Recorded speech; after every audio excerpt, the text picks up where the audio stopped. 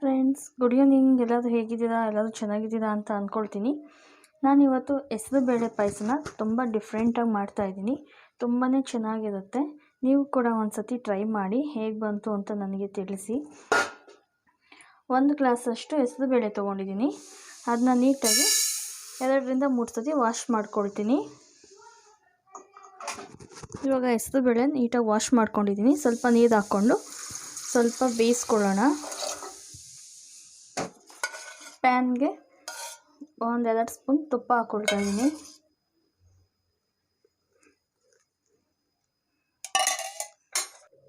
ಇವಾಗ ತುಪ್ಪ ಕಾಯ್ದಿದೆ. ಇದಕ್ಕೆ ಸ್ವಲ್ಪ ಬಾದಾಮಿ ಹಾಕ್ಕೊಳ್ತಾ ಇದ್ದೀನಿ, 1 ಹಿಡಿಯಷ್ಟು.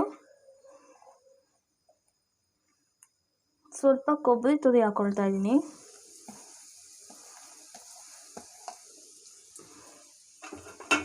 ನೀಟಾಗಿ ಫ್ರೈ ಮಾಡ್ಕೊಳ್ಳೋಣ.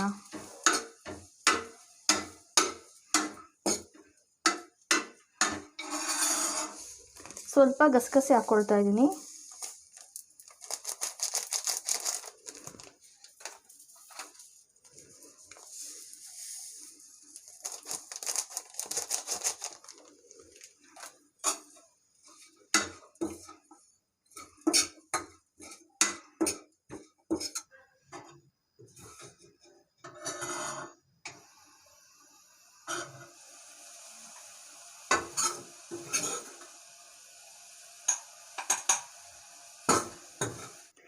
ಇವಾಗ ಫ್ರೈ ಮಾಡ್ಕೊಂಡವಲ್ಲ ತೆಂಗಿನಕಾಯಿ, ಗಸಗಸೆ, ಬಾದಾಮಿ, ಅದಕ್ಕೆ ಸ್ವಲ್ಪ ಹಾಲು ಹಾಕ್ಕೊಳ್ತೀನಿ. ಹಾಲು ಹಾಕ್ಕೊಂಡು ಗ್ರೈಂಡ್ ಮಾಡ್ಕೊಳ್ತೀನಿ.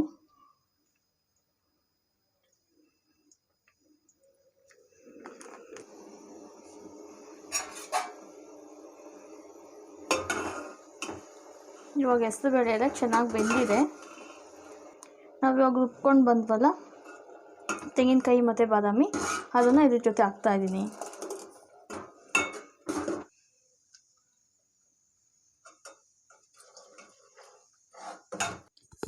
ನಿಮಗೆ ಎಷ್ಟು ನೀರು ಬೇಕೋ ಅಷ್ಟು ನೀರನ್ನ ಸೇರಿಸ್ಕೊಳ್ಳಿ.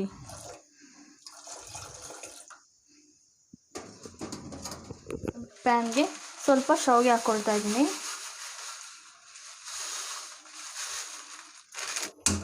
ಸ್ಟವ್ ಆನ್ ಮಾಡ್ಕೊಳ್ತಾ ಇದ್ದೀನಿ.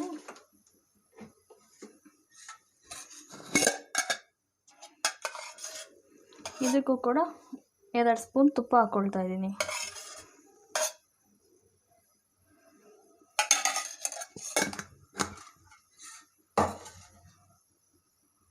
ಫ್ರೈ ಮಾಡ್ಕೊಳ್ಳೋಣ ಇವಾಗ ಇದನ್ನು.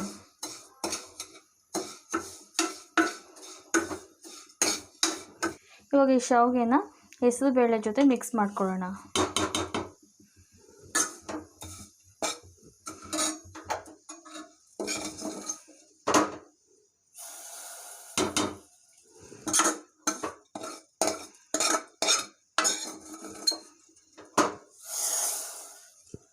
ಶಾವಿಗೆ ಎಲ್ಲ ಸ್ವಲ್ಪ ಚೆನ್ನಾಗಿ ಕುಕ್ಕಿಂಗ್ ಆಗಲಿ. ಶಾವಿಗೆ ಎಲ್ಲ ಚೆನ್ನಾಗಿ ಬೆಂದಿದೆ. ಇವಾಗ ಒಂದು 100 ಗ್ರಾಮ್ ಅಷ್ಟು ಬೆಲ್ಲ ಸೇರಿಸ್ಕೊಳ್ತಾ ಇದ್ದೀನಿ.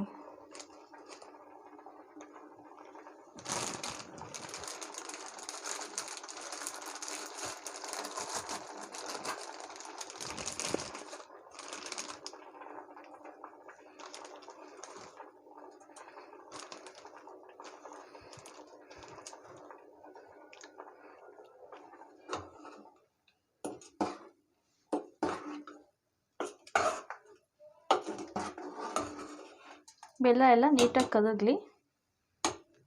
ಒಂದು 5ರಿಂದ 10 ನಿಮಿಷ ಬಿಟ್ಬಿಡೋಣ. ಹಾಗೆಯೇ ಸ್ವಲ್ಪ ಒಣದ್ರಾಕ್ಷಿನ ನೀಟಾಗಿ ತುಪ್ಪ ಹಾಕ್ಕೊಂಡು ಫ್ರೈ ಮಾಡ್ಕೊಳ್ತಾ ಇದ್ದೀನಿ. ಇವಾಗ ತುಪ್ಪದಲ್ಲಿ ಫ್ರೈ ಮಾಡ್ಕೊಂಡಿರೋ ಒಣದ್ರಾಕ್ಷಿನ ಪಾಯಸಕ್ಕೆ ಹಾಕ್ಕೊಳ್ತಾ ಇದ್ದೀನಿ.